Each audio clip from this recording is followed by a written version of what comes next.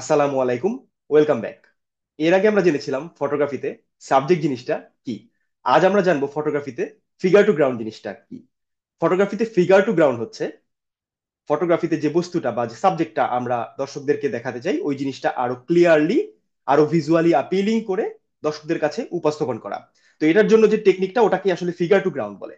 তো আমরা যেমন জানি যে আহ, বিপরীত শব্দ বা যে অ্যান্টোনিম যেটাকে বলে যে ভালো, খারাপ, গরম, ঠান্ডা, ফটোগ্রাফির ভাষায় এই ফিগার টু গ্রাউন্ড এর অপোজিট শব্দ হচ্ছে ওভারল্যাপিং। ওভারল্যাপিং বলতে আমরা ইউজুয়ালি কি বুঝি? যে একটি বস্তুর উপরে আরেকটি বস্তু পড়ে যাওয়া, একটি শব্দের উপরে আরেকটি শব্দ পড়ে যাওয়া। তো ফটোগ্রাফিতে একটি সাবজেক্টের সাথে ব্যাকগ্রাউন্ডের ওভারল্যাপিং হতে পারে, একটি সাবজেক্টের সাথে আরেকটি সাবজেক্টের ওভারল্যাপিং হতে পারে, সাবজেক্টের সাথে লেয়ার্স এর ওভারল্যাপিং হতে পারে। তো এটাকে বলা হয় ওভারল্যাপিং। আর ওভারল্যাপিং এর অপোজিট এটাকে বলা হয় ফিগার টু গ্রাউন্ড।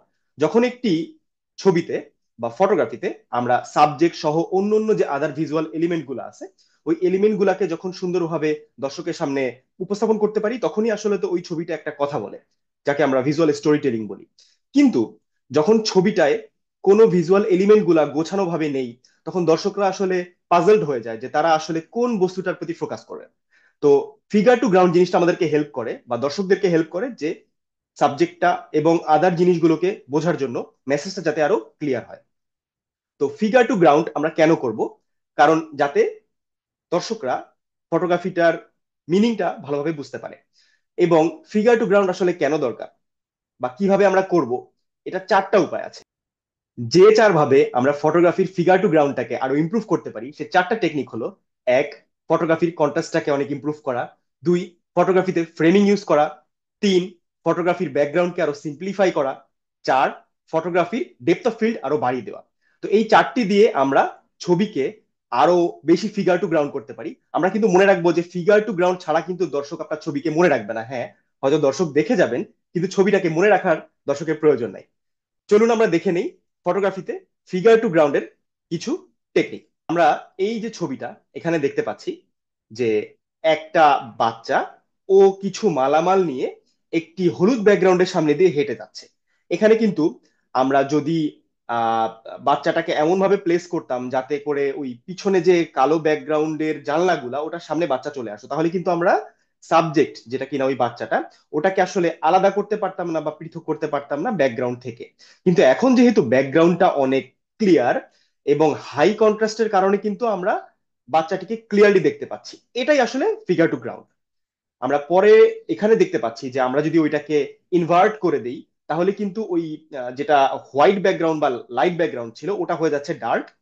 মানে জাস্ট ইনভার্ট করে দেওয়া, এবং ইনভার্ট করলে কিন্তু আমরা দেখতে পাই এটা আসলে ফিগার টু গ্রাউন্ড কি না। এই ছবিটায় আমরা আরেকটি শিলর দেখতে পাচ্ছি যেখানে চারজন মানুষ বা চারজন শ্রমিক হেঁটে চলে যাচ্ছে বাম থেকে ডান দিকে। এবং এখানে কিন্তু কোন শ্রমিকই ব্যাকগ্রাউন্ডের কালারের সাথে ম্যাচ করে যায় নাই, যাতে করে তারা ওভারল্যাপ হয়নি, ফিগার টু গ্রাউন্ড হয়েছে।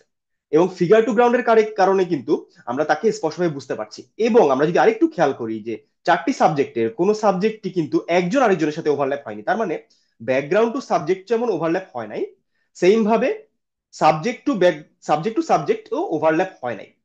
সেম ভাবে আমরা এই ছবিটা দেখতে পাচ্ছি যে শুধু কালার ছবিতেই যে ফিগার টু গ্রাউন্ড অ্যাপ্লাই করা যায় ব্যাপারটা কিন্তু তা না।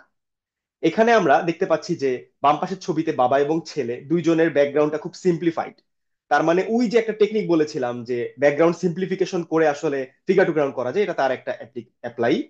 এবং ডান পাশে আমরা দেখতে পাচ্ছি যে একজন মানুষ যে কিনা ছাতা নিয়ে যাচ্ছে, তার দুপাশে দুটো ছায়া পড়েছে, মাঝখান দিয়ে আকাশটা একটা রিফ্লেকশন পড়েছে, যার কারণে কিন্তু ওকে ফিগার টু গ্রাউন্ড মনে হচ্ছে।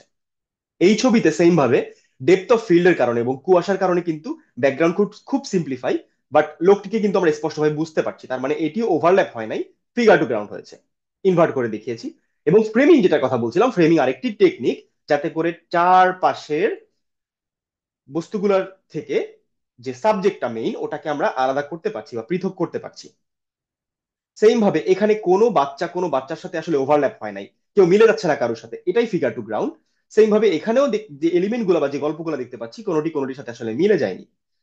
তো এরকম অনেক এক্সাম্পল আছে, আমরা আরো পরে জানবো ব্যাপারগুলি নিয়ে। এর পরের টপিক আমরা জানবো পয়েন্ট অফ ইন্টারেস্ট নিয়ে। আজকের মতো এখানে শেষ করছি, ধন্যবাদ।